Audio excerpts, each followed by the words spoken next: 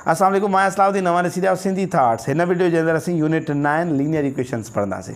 Equation algebra जो रूह आहिनि ऐं इक्वेशन अहिड़ो हिकिड़ो बेसिक ऐं ज़बरदस्त कॉन्सेप्ट आहे जेके सम्झण खां बाद में अलजबरा अञा वधीक बहितर सम्झ में अचे थी। सो सभ खां पहिरियां असांजे लाइ इहो सुवालु आहे त हिकु इक्वेशन थींदी छा आहे। An algebraic sentence involving the sign of equality is called an algebraic equation or simply an equation.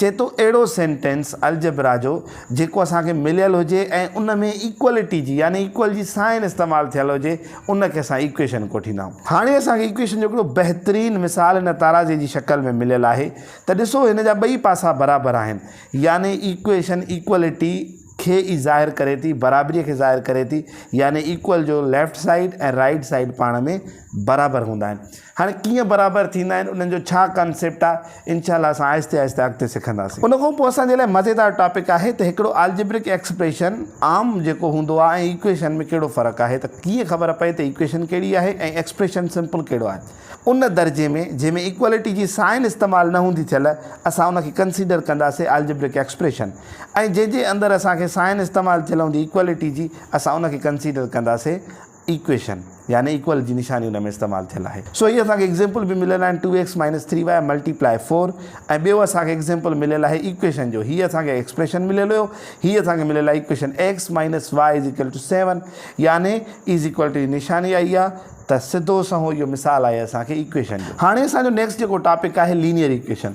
चए थो define linear equation in one variable. अहिड़ी लीनियर इक्वेशन जेका वन वेरिएबल वारी हुजे उनखे डिफाइन कयो। चए थो इन equation in which there is only one variable with degree 1 is called linear equation in one variable. चए थो अहिड़ी इक्वेशन मिलियल हुजे जंहिंजे अंदरि हिकिड़ो वेरिएबल हुजे ऐं डिग्री हिकिड़ी हुजे, उनखे असां लीनियर इक्वेशन चवंदा आहियूं। हाणे असांजे लाइ सभ खां पहिरियां त इहो सुवालु आहे त डिग्री 1 मां छा मुराद आहे। अचो त असां हिनखे पहिरियों सम्झण जी कोशिशि कयूं था। अगरि असांखे कोई बि हिसाबु मिले थो, फ़र्ज़ु कयो 2x² आहे, 3y³ आहे ऐं प्लस 2x आहे। हाणे ॾिसो त हिन में वॾे में वॾी डिग्री कहिड़ी इस्तेमालु थियल आहे, डिग्री कहिड़ी इस्तेमालु थियल आहे, यानी वॾे में वॾो पावर कहिड़ो इस्तेमालु थियल आहे, 3। त असां हिन सॼे एक्सप्रेशन जे लाइ चवंदासीं त इन जी डिग्री 3 आहे। यानी कोई बि एक्सप्रेशन उन में वेरिएबल ॾिसंदासीं ऐं वेरिएबल में ॾिसंदासीं त वॾे में वॾो पावर कंहिंखे लॻल आहे, उहा असांजी डिग्री हूंदी। सो असांखे हाणे लीनियर इक्वेशन जे लाइ कहिड़ो एग्ज़ाम्पल मिले थो त 3x - 4 = 5। हाणे ॾिसो असांखे हिते छा मिलियल आहे, वेरिएबल हिकिड़ो मिलियल आहे, ऐं ॿी ॻाल्हि तव्हां ज़हन में रखी छॾियो त जेको वेरिएबल ख़ाली हूंदो आहे उनजे मथां पावर हूंदो आहे 1। पर हाणे ॾिसो असांखे छा मिलियल आहे, 3x - 4 = 5, यानी हिन में वेरिएबल बि हिकु इस्तेमालु थियल आहे ऐं उन वेरिएबल जे मथां कोई बि पावर न आहे, त उनजे पावर आहे मथां उन वेरिएबल जे मथां हिकु, यानी डिग्री बि हिकु इस्तेमालु थियल आहे। सो असां इन एग्ज़ाम्पल खे चवंदासीं लीनियर इक्वेशन।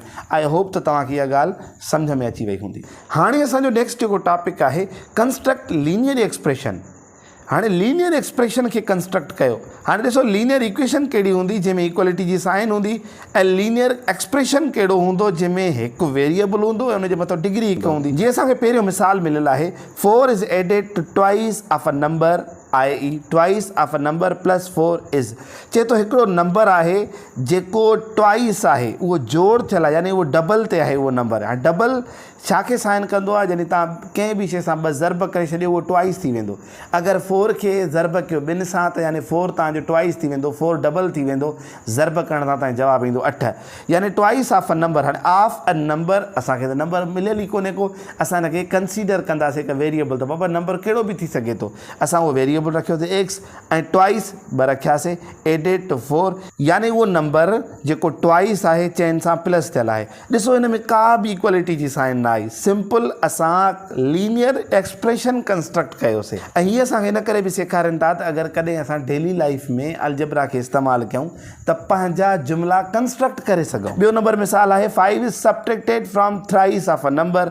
हाणे थ्राइस ऑफ अ नंबर यानी 3 ऑफ अ नंबर, यानी 3 सां ज़रब थियल आहे, 3 नंबर आहे, ठीकु आहे। उन मां कट छा थियल आहे, 5 इज़ सब्ट्रैक्टेड, यानी तव्हांजे साम्हूं आहे 3y - 5, यानी thrice of a number subtracted छा थियल आहे उन मां बाबा 5 सबट्रैक्टेड थियल आहे। अहिड़े तरीक़े सां असां इनखे कंस्ट्रक्ट कयोसीं।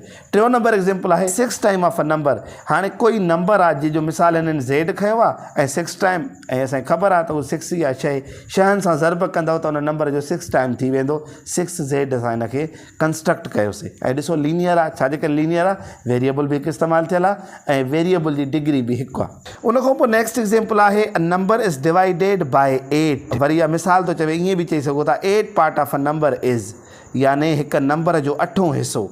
हाणे m अपॉन 8, यानी कोई बि तव्हां हिते जॻह x अपॉन 8 लिखी सघो था, y अपॉन 8 लिखी सघो था। हाणे वेरिएबल छा आहे, ऑफ अ नंबर आहे न, a number is divided by 8, त ॻाल्हि ख़तम थी वई। त उहो नंबर ई ख़बर न आहे असांखे, त कंस्ट्रक्ट कीअं कंदासीं, हिकु वेरिएबल जी मदद सां कंदासीं। नेक्स्ट एग्जाम्पल आहे असांजे लाइ त 2 is added to thrice of a number. Thrice of a number plus 2 is. हाणे ॾिसो ॿिनि तरीक़नि सां, या त चओ 2 is added to thrice of a number, ईअं चवे, या चवे thrice of a number plus 2 is. ॾिसो असां पहिरियों बि हिनखे ज़िक्र कयोसीं त थ्राइस यानी 3 ऑफ नंबर, यानी असां हिकिड़ो वेरिएबल सां मल्टीप्लाई कंदासीं। एडेड छा आहे 2, त प्लस 2 रखंदासीं। अहिड़े तरीक़े सां असां लीनियर एक्सप्रेशंस कंस्ट्रक्ट करे सघूं था, ठाहे सघूं था। लास्ट एग्जाम्पल आहे 5 time of a number divided by 7।